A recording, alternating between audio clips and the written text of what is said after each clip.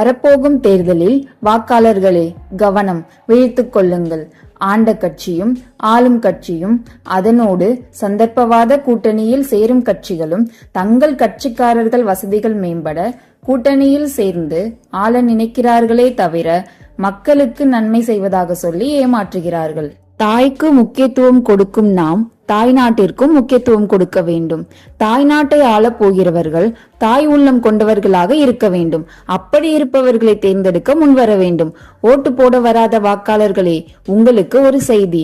ஜனநாயகத்தில் நம்பிக்கை உள்ளவர்களே, முதலில் அனைவரையும் ஓட்டு போட வரவழைக்க வேண்டும். அதற்கு பிறகு நல்லவர்களாக உள்ள வல்லவர்களை தேர்ந்தெடுக்க வேண்டும். கொள்ளையடிப்பவர்களை கட்டுப்படுத்துவதற்கு அதிகமான நல்ல சுயேட்சை வேட்பாளர்களை தேர்ந்தெடுக்க வேண்டும்.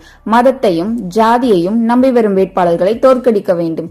குறைந்த ஓட்டு வித்தியாசத்தில் வெற்றி பெறும் கூட்டணியை நம்பி வரும் வேட்பாளர்களை வெற்றி பெற வைப்பதால் மக்களுக்கு எந்த அடிப்படை வசதிகளும் நன்மையும் கிடைக்கப் போவதில்லை. அந்த ஜாதி கட்சிகளுக்குத்தான் லாபம்.